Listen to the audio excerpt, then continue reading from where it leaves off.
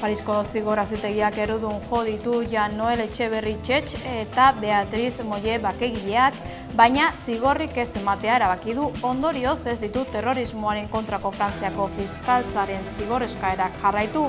Lehen informazioen arabera ez dute epaiaren kontrako helegiterik jarraitu.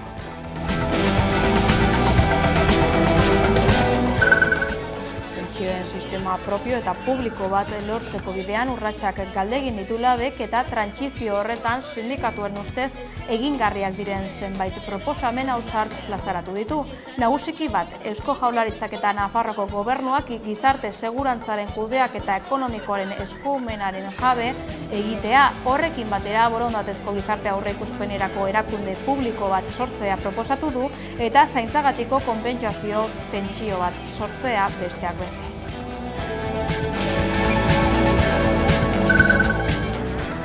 Jaurlaritzak kautelaz Profersa enpresa ixteko agindua eman zuen atzo, 2 astean bi istripu izan baitira eta 15 egun eman dizkio enpresari konpoketa teknikoak egiteko Europa Press albiste agentziaren arabera. Aldaketak egin ostean Eusko Jaurlaritzak ikusten badu konpoketa horiek eragin positiboa izan dutela, lantegia berriro ireki ahal izango dute.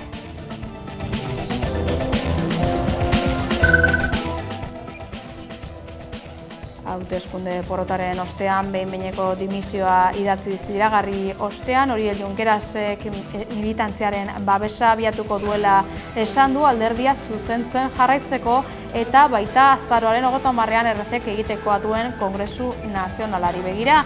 Era berean, kargua uzteko presiorik jaso ez duela nabarmendu du. Bartzelonan egindako agerraldi batean buruzagi ezkertiarrak esan du gogotsu eta baliagarri ikusten duela bere burua alderdia gidatzen jarraitzeko, baina horretarako militantziaren babes argi eta berritua behar duela. Kultura gaietan, Ziekoko komeria jaialdia ospatuko da asteburu honetan. Hor izango duzu denetarik apurru bat, gurekin gozatzeko hitzaldiekin, kalejirekin, musikarekin, monologoekin, humorezko antzerkiarekin, denetarik izango duzue, iaia goizeko 10:00-tatik gaueko 10:00 arte, gutxi gora bera. Hor izango duzue denetarik pasatzeko leku batetik bestera, 2 plazetan, batez ere Oinarri izan dugu, alde batetik frontoia, eta bestea plaza nagusia.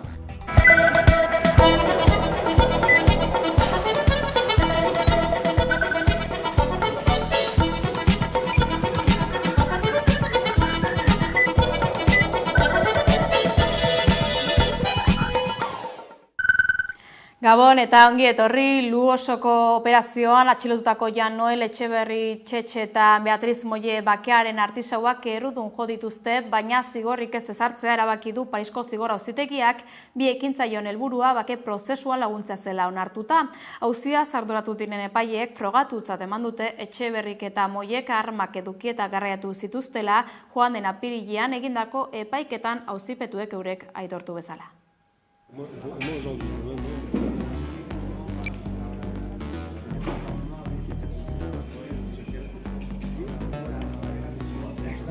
Horrean guk kasu guzetan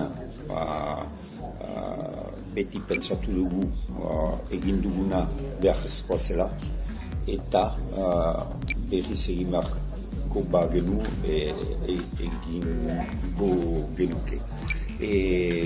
Zenta erragin biziki baikorra ukandu gizarte osoaren dako, orain lana gelditzen da, liteko presoak eta ieslariak itzuli behar dira.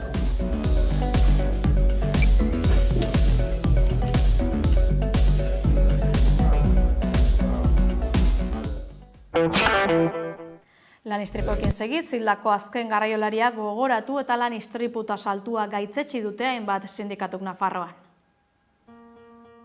Sindikatuak Inbarkoaingo garraioaren hirian bildu dira, errepidean hildako azken garraiolaria gogoratzeko eta lan istripu kopuru handia salatzeko.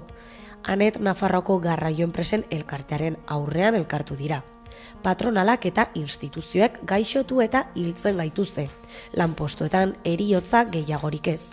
Prekarietateak hiltzen du leloarekin. Astelenean Ejea de los Caballerosen Zaragozan garraiolari nafarra hil zen. Azkenekoarekin 8 garraiolari izan dira aurten hildakoak. Sindikatuek berriz salatu dute lanbaldintza prekarioak daudela ez behar horien atzean. Bi alde ikusten dizkiogu horri ez, batetik, enpresek lehenesten dutela irabazia etekina, moskina, garraiolarien edo langileen bizitzaren eta osasunaren gainetik ez.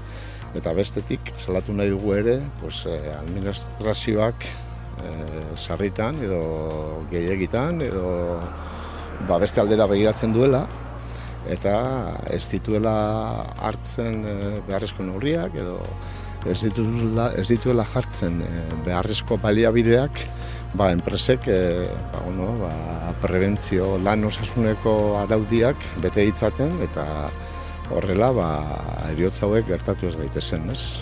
Hildako garraiolarien batez bestekoa aurten bikoiztu dela gaineratu dute. Aurreko azken urteotan, hilero garraiolari bat hiltzen zen. Aurten maiatzean gaude eta 8 hil dira, ez? Euskal Herrian. Bikoiztu egin datuak eta hor dago beste kontua da adinaren kontua, ez? Garraioan ez dago errelegorik, gazteak ez dira garraioan hasten, baldintza duinik ez dagolako, ez? Baldintzarik ez dagolako, ez dira, ez. Orduan, garraiolari gehienak 50 urtetik gorakoa dira. Sindikatuek aipatu dutenez, administrazioak onartu beharko luke garraiolarien erretiro aurreratua 60 urtera. Sektorearen zahartzea eta errelebo falta azpimarratu nahi izan dute. Beraz, administrazioari eskatu diote prebentzio neurri zorrotzagoak jartzea eta hildakoen aurrean ez ikusiarena ez egitea. La Comisiones Obreras Steilas eta SK sindikatuek aldebiko bilerak egitera deitu dituzte maiatzaren 20rako Espainiako gorteetarako azken hauteskundetan Araban, Bizkaian eta Gipuzkoan ordezkaritza lortu zuten alderdi politikoak. Bilera horietan sindikatuek proposamen bat aurkeztuko diete alderdiei langile publikoen enpleguari eta soldatei buruzko erabakiak Hego Euskal Herrian har daitezen eta ez Madrilen.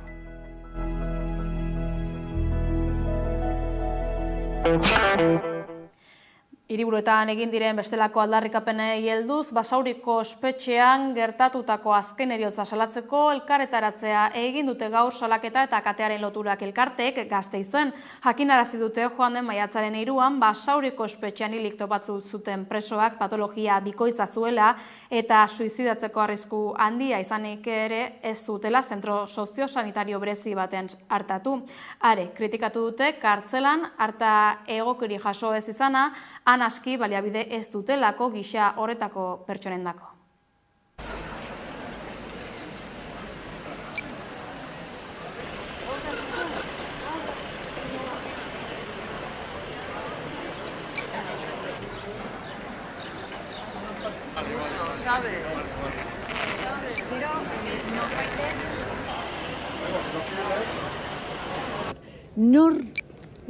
Nor da kapaz gaizu mentala deko pertsona bat espetxeratzeo. Zergaitik ez dago protokolo bat eta kalean beste rekurso batzuk eta beste arau batzuk jarri eta pertsona hori jarraipen bat egiteko. Porque espetxea bera sortzen duen estresea gaizo mentala izan eskero ezin da jasan. Eta gero esaten dute zelan da muerte natural, mesedez. Mesedez. Hori ez da muerte natural. Hori da... Iruñako Aldezarra Osasun taldeak talde parlamentarioi dei egin die Aldezarreko Osasun Zentroari irtenbidea emateko.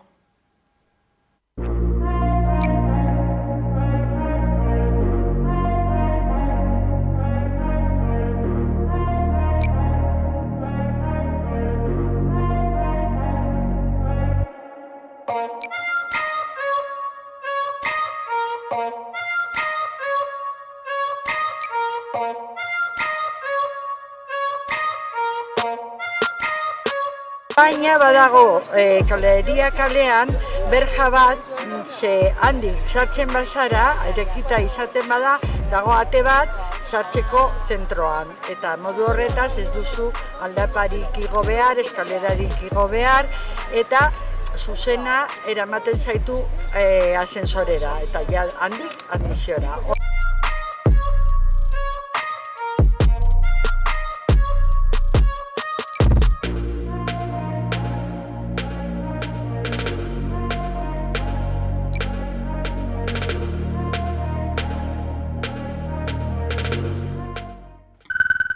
Araban, gizon bati 14 urteko espetxea ezarri diote, alabari 8 urtez sexu erasoak egiteagatik. Mikel Klaber.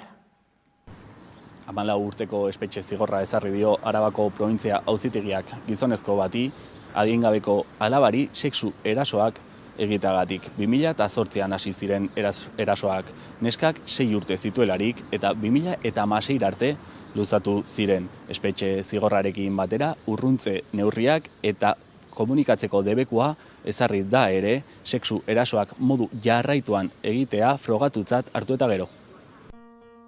Alabari 8 urtez sexu erasoak egiteagatik 14 urteko espetxe zigorra ezarri dio Arabako probintzia auzitegiak gizonezko bati. Kondenatutako gizonak 2008an alaba sexualki erasotzen hasi zela dio sententziak, biktimak 6 urte zituela. Erasoak 2016 arte modu jarraituan mantendu zirela frogatutzat hartu du epaitegiak. Erasoak burutzeko kasu batzuetan indarra ere erabili zuela aipatzen du sententziak. Etxean bakarrik zeudela egiten zituen erasoak, onarpenik gabe eta jokabide berdinarekin. Gertatutakoa familiaren etxea utzi eta gero salatu zuen biktimak 2021an. Honek emandako testigantza koherentea eta sinesgarria dela jasotzen da sententzian, erasotzaileari 14 urteko espetxe zigorra ezarriz. Kartzela zigorrarekin batera, behin espetxea utzi eta gero 5 urteko zaintzapeko askatasun epea ezarri du epaileak ere. Biktimarekiko urruntze neurriak eta komunikatzeko debekua barneratzen du sententziak. Hala nola, 40.000 euroko indemnizazioa eragindako kalte psikikoengatik. Arituk eta sarrazakeriak elkarretaratze bat egin dute Iruñean foruzaingoak egindako atxiloketa arrazista bat salatzeko. Azaldu dutenez, arituko kide bat atxilotu zuten eta gau bat eman zuen kalabozotan. Arituk eta arrazakeriak elkarretaratzea egin dute Iruñean foruzaingoaren atxiloketa arrazista bat salatzeko. Atxilotutako kidea eskolako atsedenaldian zegoen arituko emakume batekin txantzetan eta gizon bat gerturatu zitzaien. Gizon horrek egoera matxista baten aurrean zegoela erabaki zuen, naiz eta emakumeak ez etxesan. Halako batean foruzaingo gisa identifikatu zen eta agente gehiago gerturatu ziren. Ausazko atxiloketa ez zela izan gaineratu du arituko kideak. Gau osoa ziegetan igar ondoren, atxiloaldiko lehen 6 orduetan inori bere egoeraren berri eman gabe epaiaren esku utzi zuten, eta ondoren behin-behinean aske utzi zuten. Arituk gaineratu duenez, ez zioten interpretatzeko eskubiderik eman, atxilotu gisa dituen eskubideak uler ditzan. 2 pertsonek deklaratu ondoren, genero indarkeriako prozesua judizialki itxi zen eta prozesu bat irekita geratzen zen instrukzioko epaitegietan. Horregatik guztiagatik, kausa judiziala artxibatzea eta alde guzti eragindako kaltea konpontzeko neurriak hartzea eskatzen dugu. Badakigu gehiegikeriak eta polizia indarkeria errotik deusestatzeko beharrezkoa dela haien ondorioei, baina baita ere zergatiei aurre egitea. Hau da, poliziaren aktuazio arrazistei aurre egiteko atzerritartasun legeari ere egin behar diogu aurre, baita kideen etxagabetzei aurre egiteko jabetza pribatuari. Salatu duten kasua adibide argia dela gaineratu dute. Eguneroko egoera bat delitu arriskutsu eta susmagarri bihurtzen da, gertakarien interpretazio diskriminatzaile lerratu eta arrazistagatik. Beraz, atxilotuaren kausa judizialak artxibatzea eskatu dute. Jendetza batu zen atzo Nakba oroitzeko Bilbon egindako manifestazio zaratatsuan, hitz horrek arabeieraz hondamendia esan nahi du. Izen horrekin oroitzen dute palestinarrek 1948ko maiatzaren 15. Duela 76 urte Israelek jazarpen kanpaina hasi zuen 700.000 palestinarri baino gehiagori etxeak kentzeko eta euren bizilekutik kanporatzeko.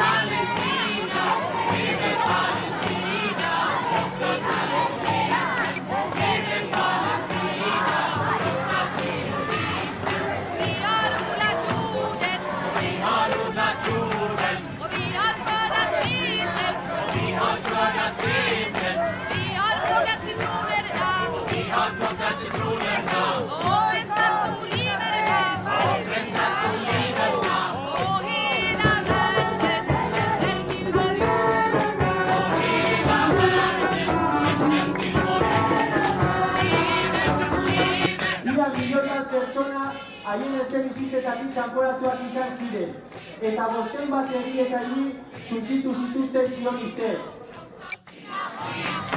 Vive Palestina, oprasa zionisten. Horiak kastatzen argo, horiak kastatzen argo. Soldatero polizek.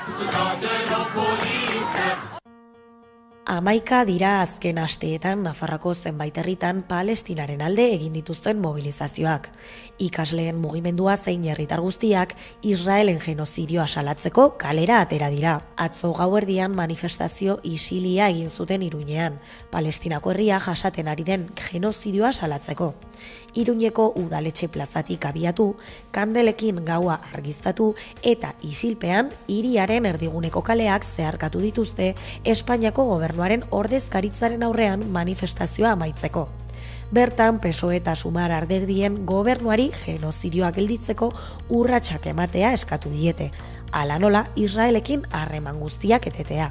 Aste honetan ikasleek zenbait ikastetxetan itxialdiak eta elkarretaratzeak deitu dituzte ere, joan den asteko akanpaden ostean. Garrantzizkoa edo beharrezkoa ikusi genuen ere hau bigarren hezkuntzara ekartzea eta itxialdien formatuetan ekartzea. Uste dugula Palestinar herria mantentzeko eta bizirauteko modu bakarra Israelgo estatuaren suntxiketa dela eta printzipio nagusi horren baitan egiten ditugu ere itxialdi hauek. Asteburu honetan ere manifestazio nazionala deitu du Palestinarekin elkartasunak plataformak. Nafarroan eginiko protestei jarraipena emanez atzokoan kaleko egoeran dauden hainbat pertsonen egoerak salatu zituzten hainbat herriko kidek. Iruñeko Damas Apostolikas aterpetxea maiatzaren 19an, igande honetan, ixtea erabaki du Nafarroako gobernuak. Erabakiari eutsiz gero, etxerik gabeko 159 pertsona geratuko dira aterperik gabe. Horretarako espazio bat baita, behin-behineko azpiegitura hori. Joan den astean, Nafarroako gobernuko eskubide sozialetako departamentuaren aitzinean elkartu ziren, besteak beste, apoio mutuo, estoparrazakeria, elkarte eta bar. Eta atzo, udaletxearen parean elkartu ziren.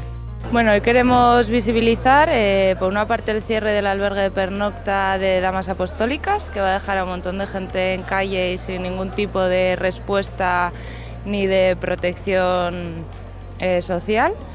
Y luego, por otra parte, también queremos visibilizar pues, un colectivo que cada vez es más amplio, en el que más personas cada vez están abocadas a situaciones de pobreza, que necesitan apoyo por parte de las instituciones, tanto públicas como privadas, y la carencia que existe de ellas. Kontzentrazioan salda beroa banatu dute ere. Auzi honi dagokionez, erakundeen planik ez dagoela seinalatu dute. Beharrezkotzak jo dute gainera, hainbat diskurtsoren mugekin amaitzea. Besteak beste, aterpe bat, hotz olatua iristean soilik exigitzen duten diskurtsoak. Edota eskubideak bermatzen ez dituzten epeluzeko planak sostengatzen dituztenak. Baliabide iraunkorrak exigitu dituzte aipatutako kolektiboek, bai eta urte osoan zehar sarbidea bermatuko duen zerbitzu bat ere. Laburbilduz, etxea eta janaria galdegin dituzte pertsona etxegabentzat, erroldatzeko eta herri babeserako sarbidea bermatzearekin batera. Bihar LGTBIQ+ fobiaren aurkako nazioarteko egunean kaleak hartzeko deia egin du E28J plataformak eta era berean adierazpen instituzional bat onartu du Nafar gobernuak. Nafarroko gobernuak egindako azken bilkuran adierazpen instituzional bat onartu du LGTBI fobiaren aurkako nazioarteko eguna dela eta ostiral honetan maiatzaren 17an. Gaurko egunean Nafarroko gobernuak erabat arbuiatu nahi du LGTBI fobia dakarren edozein adierazpen eta berresten du LGTBI+ pertsonen eskubideen defentsan duen konpromisoa. Hilo horretan Nafarroko gobernuak adierazpen honen bidez indarkeria eta diskriminazio adierazpen oro gaitzesten du eta berresten du konpromisoa duela LGTBI+ arloko politika publikoak egiteko. Azken hamarkadetan aurrerapen handiak egin dira LGTBI+ eskubideen arloan. LGTBI+ pertsonen eskubideak aitortzen eta bermatzen dituzten zenbait lege onetsi dira. Hala ere, hainbat lorpen izan badira ere, egungo testuingurua erronkandia da. Kezkaz ikusten ari baikara nola ari diren areagotzen azken urte hauetan gorroto delituak eta diskurtso LGTBI fobikoak. Adibidez, azken 2 aste hauetan gutxienez 2 eraso homofobo izan dira. Eta jakina denez, indarkeria LGTBI fobikoaren adierazpen horiek iziberraren punta baino ez dira. Nafarroko gobernuarentzat LGTBI+ eskubideak giza eskubideak dira, eta halakotzat babestu eta defendatu behar dira. Gaizaldatu, Olarizuko labirintoarekin hiritarrena zen espazioa turismoari bideratzea gaitzetsi du SOS Olarizuk. Mikelek azalduko digu. Olarizuko zelaietan eraikitzen hasia den landare labirintuak inguruaren merkantilizazioa suposatuko duela salatu du SOS Olarizu plataformak. Bizilagunekin adostutako moldaketak kontuan hartuta hasi dira lanak. Moldaketa hauek aitzitik estetikoak baino ez direla salatu dute plataformatik. Turismoaren interesak gailendu direla salatuz. Olarizun eraikitzen hasi den landare labirintoarekin Gasteizko udalak espazio natural bat merkantilizatu nahi duela salatu du SOS Olarizu plataformak. Kaleratutako ohar baten bitartez, hiritarrena zen espazio bat turismora bideratu nahi izatea kritikatu dute. Gasteizko eraztun berdearen kontrako erasoa dela adieraziz. Landare labirintoa sortzeko lanak astelenean hasi ziren. Udalak esan zuenez, inguruko bizilagunekin hitz egin eta gero proiektuan aldaketak egitea erabaki zen. Aurrikusitako 5.000 metro karratuetako azaleratik 3.900 metro karratuko azalerara murriztu zen eta etxebizitzetatik aldendu zen besteak beste. SOS Olarizu plataformaren kideek aitzitik moldaketa hauek estetikoak direla salatu nahi izan dute. Udalak benetako negoziaketarik egiteko borondate erreala erakutsi ez zuela diote, proiektuan aldaketa errealik egiteko asmorik ez baitzuen. Landare labirintoa interes turistiko eta ekonomikoengatik erekiko dela adierazi dute ere, inguruaren birgaitze ekologikoarekin zerikusirik ez duela salatuz. Araban jarraitu zaitatasun positiboak dituriko bideo sorta argitaratu du Gasteizko udalak. Seme-alaben hazkuntzan aitaren parte hartze aktiboa sustatzeko bideo sorta kaleratu du Gasteizko udalak. 8 aita eta 2 ama hartu dute parte ekimenean, hainbat ikuspegitatik abiatuta, gurasotasunari buruzko esperientzia pertsonalak azalduz. Ardurak, lanak, heziketa partekatzea bion artean. Zu reflexionatzen duzu, zure barruan, nola aldatuko duzu, halako egoera izan dugu eta egin behar dugu beste modu batez. Umetxoak beti aldatzen dira, gaurkoak ez dira biharkoa. Eta zu egunero, pizka bat reflexionatu egin behar dut, eta a ber. Hazkuntzan aitaren parte hartzea ezinbestekoa dela jakinarazteko beharra identifikatu zuen gurasotasun positiboko udal programak. Aiten presentzia gero eta nabariagoa bada ere, oraindik bide luzea egin behar dela ikusita egindako bideoak dira. Aitak bere biziko garrantzia du, aurren prestakuntza emozional, kognitibo eta sozialean. Haien presentzia aktibo eta konprometituak gurasoen eta semen alaben arteko lotura afektiboa sendotzeaz gain, autoestimua, zergutasun emozionala eta autonomia sustatzen laguntzen du. Euskaraz zein gaztelaniaz jasotako testigantzak biltzen dira bideoetan. Genero arloko rola, belaunaldi aldaketa edota beldurrak eta itxaropenak bezalako gaiei helduta. Hizkuntza politikan jauzi bat egiteko eskatu die Euskalgintzak erakundei. Udane Arbeo. Euskalgintzaren ordezkaritza zabal bat Baionako askatasunaren plaza honetan batu da, zehazkia 2 hilabete igaro dira korrika bertan amaitu zenetik Euskal Herritar asko bertan izan ziren euskararen alde eginez eta bultzada hori jarraipena eman asmoz hizkuntza politiketan eta euskararen erabileran jauzi bat egitera deitu dute Euskalgintzatik, hain justu euskaraldirako urtebete falta den honetan. Alde batetik korrika badalako, Euskal Herriko eragile askotarikoak elkartzen dauzen ekimena, orduen elkartze hori ez daiten izan 2 urterik behinekoa horreri garrantzia emon nahi izan dotzegu, eta zelan ez Euskalgintzan egiten diren bestelako ekimen batzukaz elkarlanean aritu. Euskal Herri osorako behar dugu noranzko jakin bat. Baina egia da, zoritxarrez, partizio administratibo bat bizi dugu, horre gainera askotan zatiketa, indartu egiten du, eta momentu honetako errealitateari, bai soziolinguistikoari, eta bai indar harreman politikoei dagokiela ere, tokian tokiko erantzunak eta proposamenak egitera eramaten gaitu. Ipar Euskal Herrira etorrita, Lapurdi Baxenabarreta Zuberoara, bertako euskalgintzak egina du euskari zehatza, adierazia du larrialdi linguistikoan direla, UNESCOren parametro bat erabiltzen dute horretako, hiztunen eina gizartean 30%koa izan behar duela, erreproduzioa gerta dadin, Ipar Euskal Herrian momentu honetan hortik urrun dira, eta eskaria bada diseinatzea hizkuntza politika 2050ean 30% hortara iritsiko direnak, ezta. Eta horrek esan nahi ditu gauza asko, horrek esan nahi du hezkuntzan apostu indartsuak egitea, astialdian apostu indartsuak egitea. Zer esanik ez, helduen euskalduntze alfabetatzean momentu honetan, gero eta estrategikoago bihurtzen ari den sektorea da, Euskal Herritar berriak gero eta gehiago ditugulako. Arlo digitalean, hau da, erronkak eta atalak baditugu. Baina nik uste dut importantea noranzkoa dela. Hau da, sinestea, jabetzea eta benetan agintaritzetatik eta eragile politikoetatik sinestea benetan euskararen normalizazio eta biziberritzea aurrera aterako bada, eraldaketa sozialeko prozesu bat dela, eta hor hizkuntza politika sendoak gaur egungo kontestuan ezinbestekoak direla. Aldatu Gidoia mugimenduak 2023ko irailean egin zuen lehen agerraldia eta orduko hartan hainbat kezka eta aldarrikapen plazaratu zituen. EITB-ren azken urteotako norabidearekin arduratuta dago mugimendua eta euskara erdigunean jartzea aldarri egingo du maiatzaren 18an Gasteizen arratsaldeko 5:00 hasiko den mobilizazioan. Mobilizazioa izango dugu hizpide gaurkoan Jonjo Agirre Aldatu Gidoia ekimeneko bozeramailearekin. Ongi etorri Jonjo. Bai, berdin, eskerrik asko.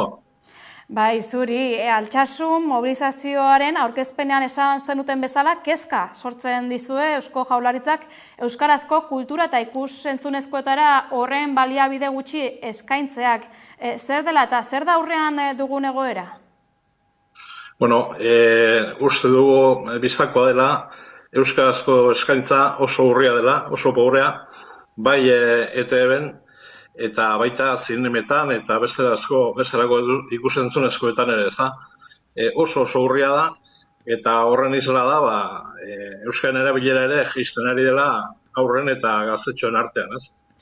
Bai, izan ere, Mitxele Elortza hitzartu EITB mugimenduko ekintzaile eta Aldatu Gidoia euskaren alde ekinaldiko sustatzailetako batek ere izan zuen edabidetan izugarrizko zailtasunak daudela, eta aurrei zeozer euskaraz erakusteko etengabeko borroka dutela. Hortan, bat egiten duzu orduan Mitxele Elortzak esandakoarekin, ezta? Bai, guztiz. Nik uste dut evidentea dela aurreko belaunaldi bat ETB baten euskaldun duzela neurri handi batean, ezta? Doraemon eta horako produktuak eta lagundu zuten gaztetxoak eta euskara naturaltasunez hartze zaten. Hori desagertu egin da ETB batetik, ETB batek eskaintzen duen programazio oso gora beratsua da, nik uste dute holtzan jarri ditekela horren adibide gisa, ezta? Eta gero zinemetan apenas dago euskarazko eskaintzarik, mugikorretatik eskaintzen zaien eta eskaintzen zaigun produzio gehienena erderatan da, eta oso zaila da bai aurrei eta bai helduei euskarazko produktuak helaraztea eta ikusaraztea. Hau kontuan izanik, Euskal Irrati Telebistarentzat eskaera jakin batzuk badituzu, ezta? Bai, hala da. Jaurlaritzari eta EITB-ri eskatzen diogu kultura saileko aurrekontuaren 5% euskarazko ikusentzunezkoetara bidera dezaten. Eta eskatzen diegu euskal sortzaileei sustapena, lehentasuna eta euskaraz ekoiztutakoaren gutxieneko kuota batzuk ezartzea. Eskatzen diegu ere bikoizketaren egoera tamalgarria konpondu dezaten behingoz eta filmeak bikoiztuta eskaini ditzaten. eskatzen diegu EITB bat Euskal Herri osorako izango dana, Euskara, Euskal Herria eta Euskal Kultura ardatz izango dituena, eta bar. 30 eragiek baino gehiagok egin dute bat protestarekin eta bat egiten dute esan berri dituzun proposamenekin. Askotariko talde eta eragile euskaltzaileek egin dute bat, baita pantaiak euskarazek ere, aurrez aipatutako mugimenduak, denak gidoia aldatzeko deia egin diozu Eusko Jaurlaritzari. Nola baloratzen duzue babes hori, hau da talde anitzek bat egitea? Bueno, oso positiboke alde batetik, 35 eragile dira, sindikatu nagusiak ELA-LAB eta Steilas batu dira, Kontseilua, Ikastolaren elkartea, Euskal Eskola Publikoaren aldeko plataforma, UEMA, AEK, IKA eta bar, oso positiboa da hori, baina bestalde bizaratzen duena da, agerian uzten duena da, egoeraren larria, bestela lirateke 35 eragile batuko olako aldarrikapen ematen alde. Goera larria da zalantzarik gabe, etorkizunera begira gehien bat, eta mobilizazioa egingo duzu orengoa, baina hala ere aurrera begira Euskararen aldeko ikusentzunezkoen alde borrokan jarraituko duzu, ezta? Bai, hau lehenengo geltokia da, nahi genuke agintariek jaramon egitea, ikustea asko gaudela aldarrikapen honen atzean, kezka oso zabala dela, eta nahi genuke erantzun bat etortzea, erantzun baikor bat etortzea instituzioetatik. Eta horrela ez bada, jarraituko dugu lanean, elkarlanean, guztiok merezi ditugun ikusentzunezkoen alde.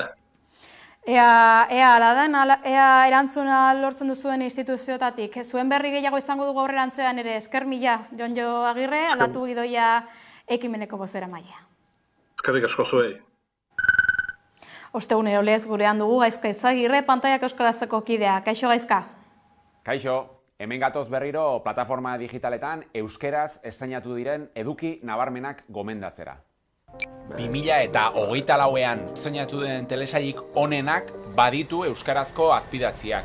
Ripley telesaila zari naiz, Patricia Highsmithen Tom Ripley buruzko eleberri sorten egokitzapena zuribeltzezko harribitxia iruditu zait.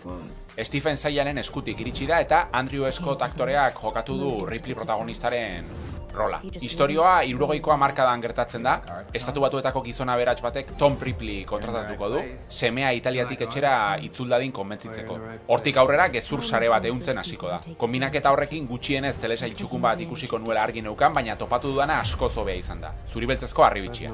Prime Video plataformara jauzi eginez, Outer Range telesailaren bigarren denboraldia iritsi da, western generoko elementuak eta X-Files, Dark edota Fringe bezalako telesailen esentzia koktel ontzi batean sartuko bagenitu, Outer Ranchen tankerako zerbait aterako litzateke bertatik. Emaitza nahiko zoroa, baina oso entretenigarria da. Royal Abbott, Josh Brolinek gorpuztua da protagonistetako bat, bere abereak mantetzeko eta abotarren familia arteko harremanak ezapurtzeko borrokan ari den Wyomingeko rantxeroa. Horraino telesail nahiko ohikoa dirudi esan dut, tartean zientzia fikziozko elementuak sartzen diren arte. Royal Abbottek bat-batean bere lurretan zulo erraldoi misteriotsu bat aurkituko duelako. Ezerezetik agertu eta espazio denboraren atari moduko bat dirudiena. Filmin plataformatik Oscar sarietan 6 izendapen izan zituen Carol, Todd Hainesen pelikula ederra, Kate Blanchett, Rooney Mara protagonista dituena, eta New York hirian 50ko hamarkadan girotzen dena. 1993ko Carlitos Way Maixulena ere euskeraz azpidatzea ikusteko plazerra izango dezue. Al Pacino eta Brian De Palma berriro indarkeria, droga eta mafiaren unibertso ilunean elkartu zituen film zirraragarria. Eta primeran plataformaan udaberriaren sagarapena. Telmo Iruretak film honi esker irabazi zuen Goya saria. Gogoratu, asteko estreinaldi guztiak zeintzuk izan diren jakin nahi izanez gero, zernonikusi.eus webgunea daukazuela. Bide batez. Zinema berri gehiagorekin gurean dugu Alain Rekondo zinema aditu da. Kaixo Alain? Kaixo, gaurkoan repasatu ditugu zinean, dozkagun aukera desberdinak, estreinu berriak egon dianak eta interesgarriak iruditu zaizkitenak eta gomendagarriak. Aukera oso desberdinak, bata bestaletatik, eta gustu guztientzat aukerak daudela iruditzen zait eta aipagarria iruditzen zait. Adibidez, daukagu zinetan, Risuke Himagutxitan zuzendari japonearraren film berria, gazteleraz El mal no existe deitu dana, eta da zuzendari bat, batez ere lehengo urtean fama handia irabazi zuen Drive My Car filmarengatik, Oscarra irabazi zuena gazteleraz, inglesez ez hitz egindako film hoberarengatik, eta badirudi film berri honekin baita ere proposamen interesgarri bat ekarri digula. Bere aurreko lana entorno urbanita batean kokatuta zeon, eta zuzendaritzak garrantzi handia ematen zion entorno urbanita hori, eta kasu honetan zuzendari hau asko aldatzen dula pelikula batetik bestera, eramaten digu entorno rural batea, trama ekologista bat kontatzen digu, zelan famili bat eramaten duen aurrera borroka bat, bere terrenoak ez erabiltzeagatik lujuzko kanpin bat eraikitera, ez? Eta horren barruan thriller modura kontatutako istorio bat eramaten digu, eta zuzendari honek egiten duen bezala, beti ere aitzakiz erabiltzen du tramak pertsonai oso interesgarriak idazteko eta behain arteko gatazkak kontatzeko. Orduan filme bastante luzea dana, imaginatzen dut ritmo oso pausatukoa, irudiei eta enkuadrei garrantzi handia ematen diona, eta agian ez da film frenetikoa izango, baina seguru interes handia duena.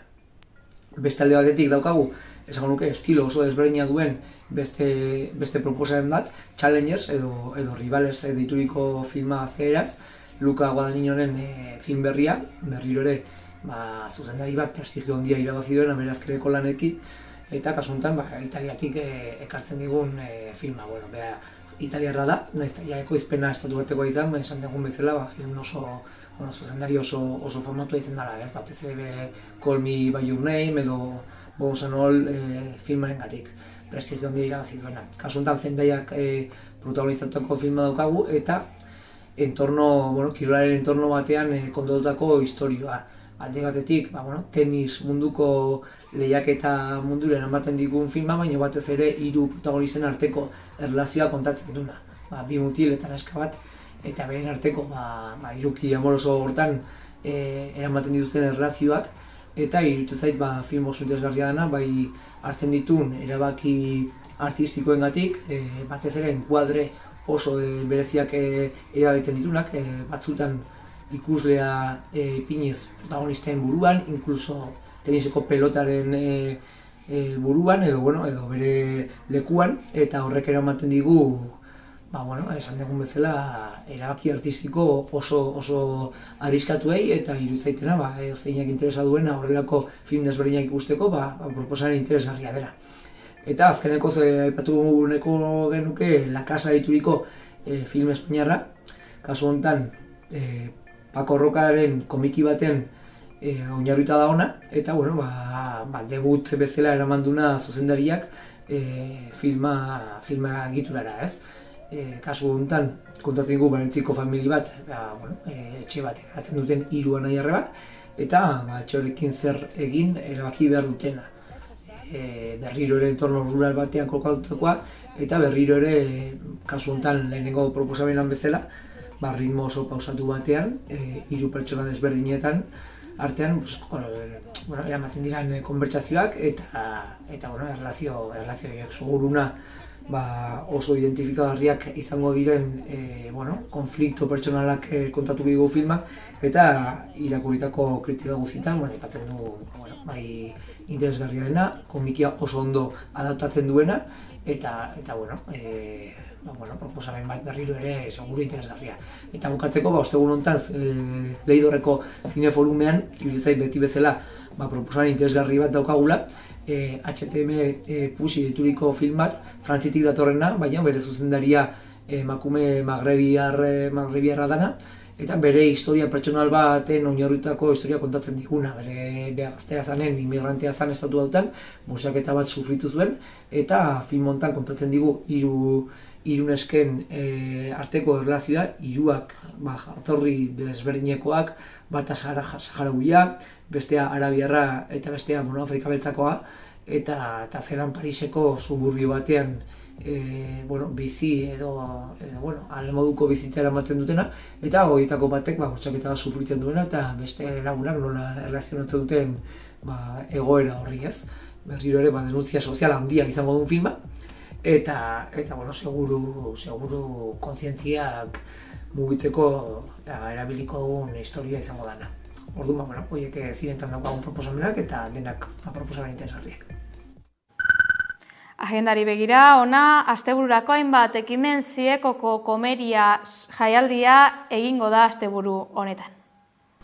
Raúl Zima, Susana Soleto, Jogurina Boroba, komediaren izen handiak bilduko dira asteburu honetan heltzegon Ziekoko komeria jaialdiarekin. Gorka Aginagalde eta Asier Alvarezek sustatutako topaketen lehenengo edizioa izango da aurtengoa, larunbat eta igandean burutuko dena. Hitzaldiak, bakarrizketak, tailerrak nagusi izango dira, Eltzegoko kaleetan eta nagusikei barreak eta giro ona. Komediak Eltzegoko kaleak hartuko ditu maiatzaren 18 eta 19an Ziekoko komeria jaialdiaren lehenengo edizioarekin. Raúl Zimas, Oskar Terol, Susana Soleto edo Jon Plazaola bezalako humoristak bilduko ditu jaialdiak. Arabako Errioxan umorea eta komedia honenaz gozatzeko aukera eskainiz. Hor izango duzu denetarik apur bat, gurekin gozatzeko hitzaldiekin, kalejirekin, musikarekin, monologoekin, humorezko antzerkiaekin, denetarik izango duzue, iaia goizeko 10:00 gaueko 10:00 arte, gutxi gora bera, hor izango duzue denetarik pasatzeko leku batetik bestera, 2 plazetan, batez ere Oinarri izango dugu, alde batetik Frontoia, eta bestea plaza nagusia. Gorka Aginagalde eta Asier Alvarez izan dira jaialdiaren antolatzaileak, jai giroan umorea ospatzeko helburuarekin. Raúl Zimas izango da jaialdiari hasiera emateko arduraduna, larun batean goizeko 10:30. Ondoren, kaleko antzerkia, hitzaldiak, bakarrizketak, aire zabaleko zinema eta musikaz gozatu ahal izango dugu. Aurrentzako ekimenak ere egongo dira, ala nola, Mintxo Zemilanen eskutik datorren karikatona edo Ekain pailazoaren ikuskizuna. Eltzego barrez beteko da asteburuan, luze irauteko asmoarekin jaio den Ziekoko komeria jaialdiaren lehenengo edizioari esker. Antzerkiak, dantzak eta zirkuak Leioako kaleak hartuko dituzte berriz, mehatzaren 16, 17, 18 eta 19an Bizkaiko udalerrian umore azoka kaleko artisten Leioako jaialdiaren 24. edizioa egingo dutela eta. Leioako udalak eta umore azokaren 14. edizioak kale arteen industriaren garapena sustatzea helburu duen azokak 40 konpainia baino gehiago hartuko ditu maiatzaren 16tik 19 bitartean. Horietako 5 nazioartekoak dira, 18 Euskal Herritarrak eta gainerakoak Espainiako estatuko hainbat txokoetatik etorritakoak. Antolakuntzak azaldu duenez, umore azokak bere leku egin du eta finkatu eginda kultur azoken artean, ez bakarrik herrian edo estatuan, baita nazioartean ere. Kale arteen sektoreko azken proposamen berritzaienen ezenatoki giza jartzen gaitu munduaren gainerakoen aurrean. Bereziki nabarmentzen dira Tetes de Mules eta Teatro do Mar konpainien eskutik datozen proposamenak. Apokalipso izenarekin eskainiko baitituzte emanaldia konpainia frantsesaren kasuan eta Numb portugalarraren kasuan. Biek bi antzerki ikuskizun proposatzen dituzte adin guztietako jendarentzat, ostiralean maiatzaren 17an eta larun batean maiatzaren 18an. Teatro do Mar enpresak 20 urte daramatza eremu publikoari bereziki zuzendutako ikerketa eta sorkuntza lana egiten, hau da kale antzerkia. Bestalde 2012an sortutako Tetes de Mules konpainia frantsesak jendarekiko elkar eragina sustatzen du. Umore azokaren antolakuntzak eta Leioako udalak egitarau potolo eta berritzaile bat aurkeztu du maiatzaren 16tik 19 bitartean ospatuko den 2024ko 14. ediziorako. Itxasoa berriz erakusmaietan izango da Bermeon Arrainazokan, sustraietara bueltatuta dator 30. Arrainazoka. 1, 2, 3.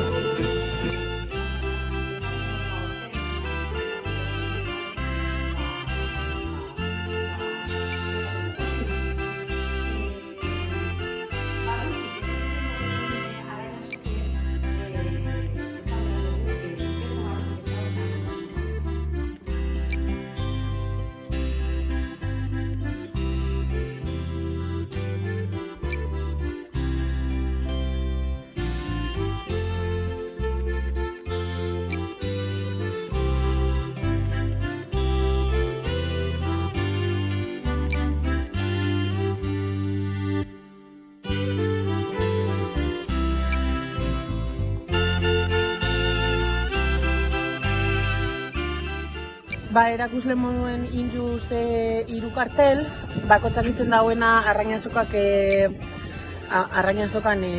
basiek azaldu, ezta? Bat izango lekide arrantzie, bestie arrain konserban mundue, arrain konserberak, eta gero azkenik errize.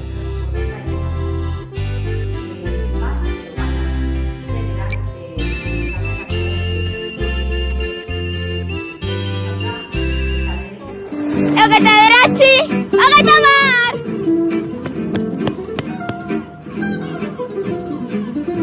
Hogeita hamargarren arrainazoka. Arin esaten da.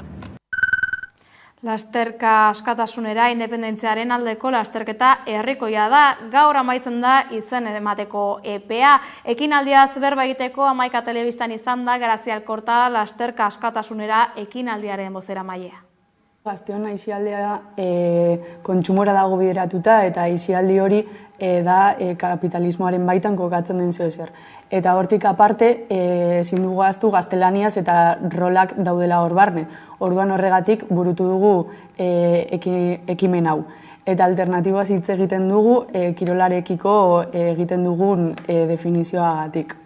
Geroz eta komunitate hurbilagoa dago ari dela auzotzen, eta horregatik nahi genuen bideratu korrika egitera eta gainera hortik komunitate bat eraikitzera, korrikaren bitartez, karo.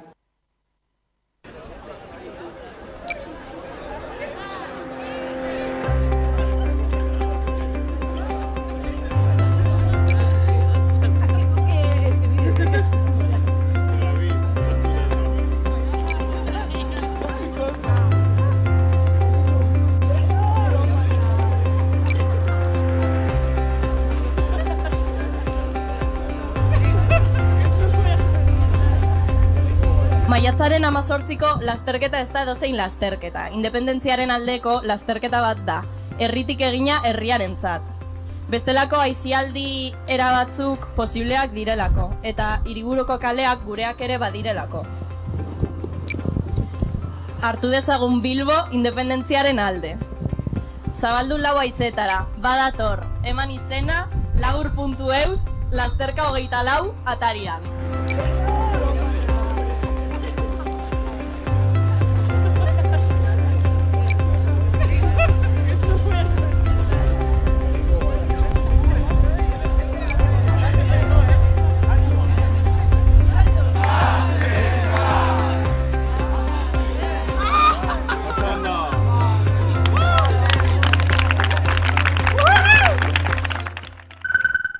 Musika kontuetan, nolako da jazaren egoera Euskal Herrian, udane arbiok argituko digu.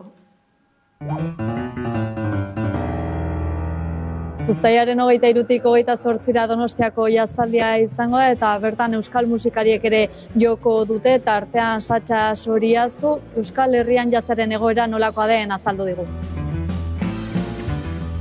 Euskal Herrian baditugu oso gertu bi konservatorio, goi mailako bi konservatorio, Iruñan eta Donostian musikene, Euskadi mailan, eta azkenean horrek nahita nahi ez kantera handia sortzen du.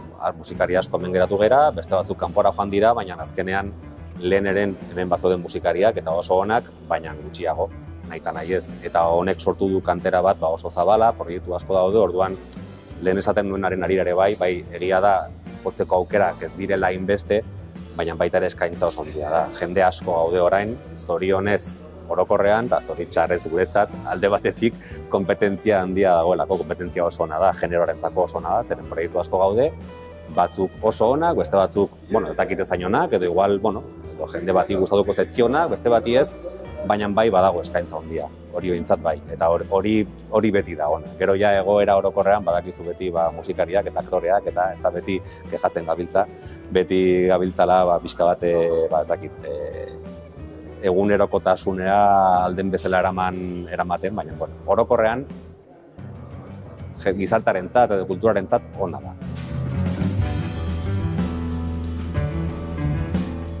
Ildo horretan Donostiako jazaldia jaztalden erakusleio da.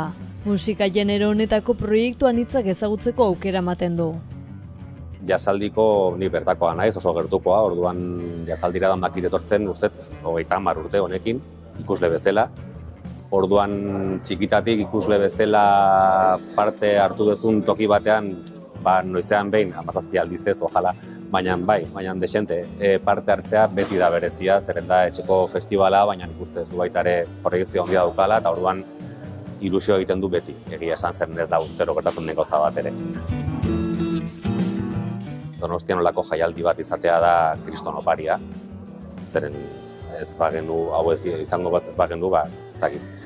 Baina egia da gero urtean zehar badirela gauzak, baina agian Donostiko jaialdia izateak, jazeli izateak, isladatzen duela agian errealitatea pixka bat, ez dakit, distorsionatuta edo, zeren kanpoko jende asko guetezen dit, Donostiarra, ke guai, ze ondo, bai, jazaldiarekin oso ondo, baina gero urtean zehar ez pentsa hainbeste aukera dagoenik. Baina, ez Donostian, ez orokorrean, Euskal Herri mailan badaude gauzak, noski, eta badago jendea batez ere erakunde pribatuak edo lokal pribatuak kriston esfortzua egiten ari direnak, eta jaialdiak zorionez ditugu hemen 3 jaialdi oso potente, Getxo eta Gasteiz eta Donostia, baina horrek agian esladatzen duena edo ematen duen inpresioa igual ez da dirudina bezain polita. Satxa Soriazuk uztailaren 25ean joko du Donostiako jazaldian Victoria Eugenia Antzokian eguerdiko 12:00.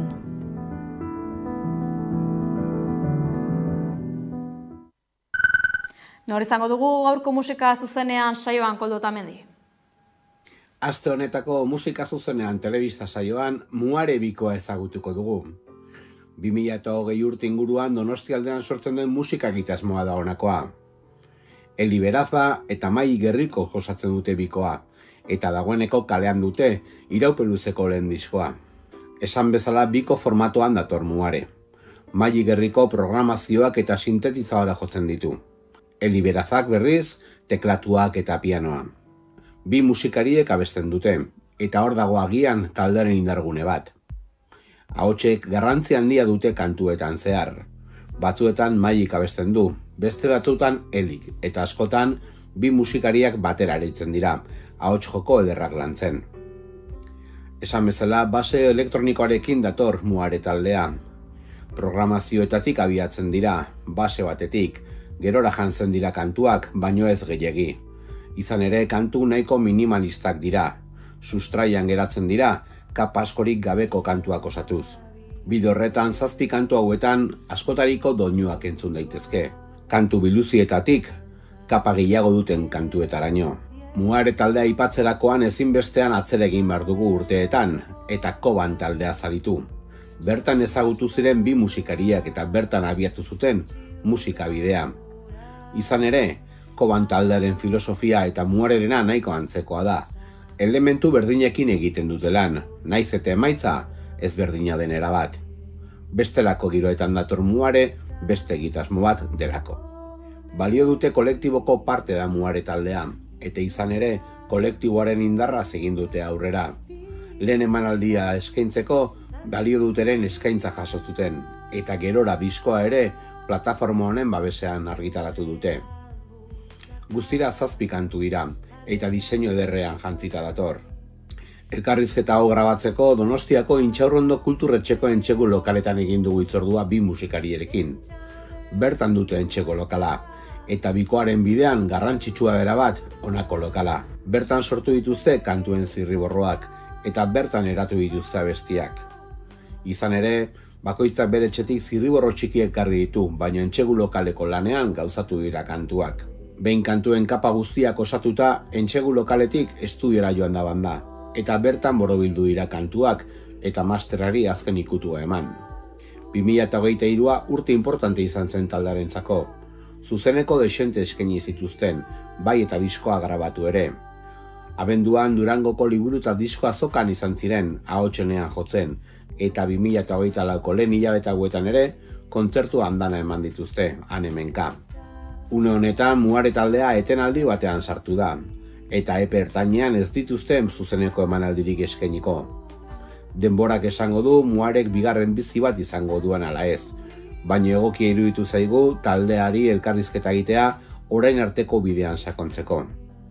Betiko moduan, ostegunean, gabeko 10:00 musika zuzenean telebista saioa, hemen Hamaika telebistako pantailetan, eta nahi eran, hamaika.eus atari digitalean.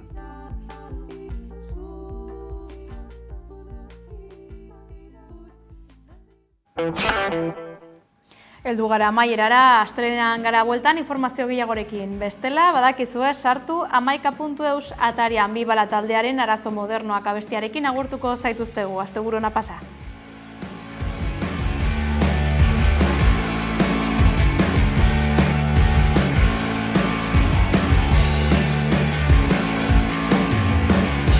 Interneteko birusak eta gabeko aurrak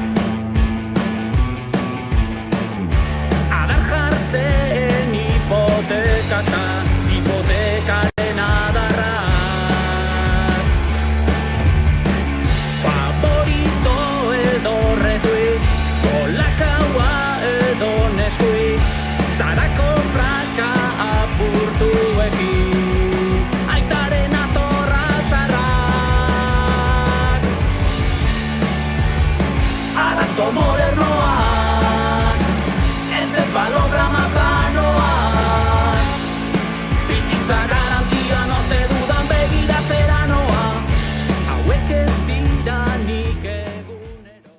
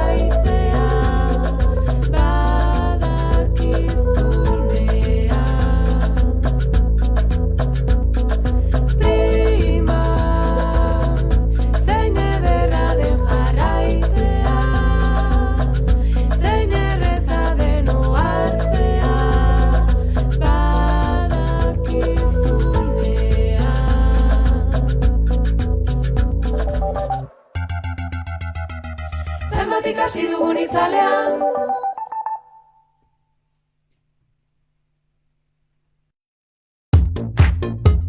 Fruta, teilapea, trastelekua, erradiadorea, frigigailua, toalla, tabikea, robota. Euskaltelek FTTR dakarkizu, Fiber to the Room, munduko zuntzik aurreratuena gela bakoitzean. Euskaltel, zer nahi duzu bihar?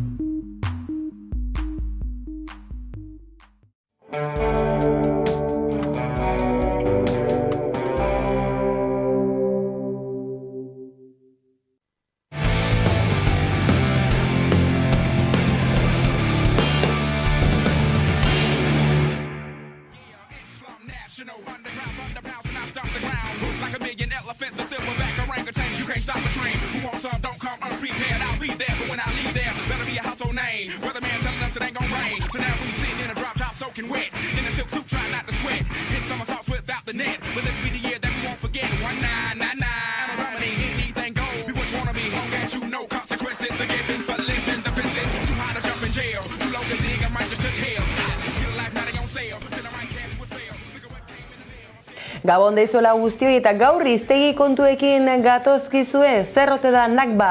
Hondamendia du esan nahi eta azken 75 urte hauetan palestinarrek jasan dutenari deritzo.